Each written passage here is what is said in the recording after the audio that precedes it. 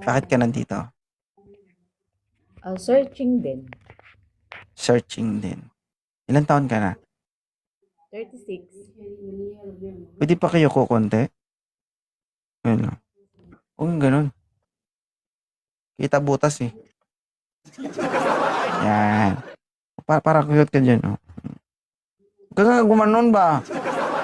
Ganun ka. Ganun, oh. Sige lang lang. Yan, di ba? Good angle. Yan. Ilan taon ka na? 36 nga. 36 ka na? Totoo? Opo. Hindi lata. Ilan na po anak mo? 4. 4. Ano ba yung hinahanap mo sa isang lalaki? Gusto ko yung matured na. 35 to 45 years old. Oh, 35 to 45 years old, guys, ang hanap nito, ha. 4 anak. Hindi ko kailangan ng father ng mga Na? anak ko kasi malalaki na sila. Kailangan ko ng partner. Hindi mo kailangan ng father ng anak mo. So, pag naging kayo ng mahanap mo dito, anong tawag ng partner mo sa mga anak mo? Tol, Brad. Basta, tagay, na. Ganon?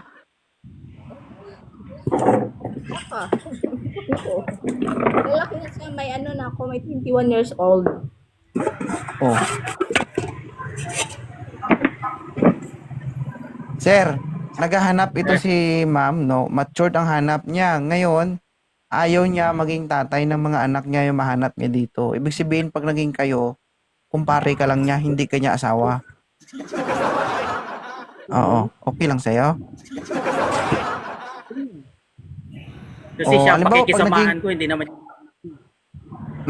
Kapag naging kayo, no, ang tawag mo sa kanya, kumpare. Patawag mo sa kanya, kumare. Tawag niya sa'yo, kumpare. Okay? Pwede. Tapos, kumare mo, Pwede tira naman. mo. Oh. Okay? Ina, kumpare mo, tira mo. Ayaw mo naman siya maging tatay ng mga anak mo. Hindi mo ito pwede maging asawa. Ay, ako na. Malaki na sila. Kaya na nilang mabuhay ng walang Sorry, tatay. naglalag ako. Sir Edwin, wala ka signal. Wait lang. Oo. Oo nga, malalaki na sila. Hindi nila kailangan ng tatay.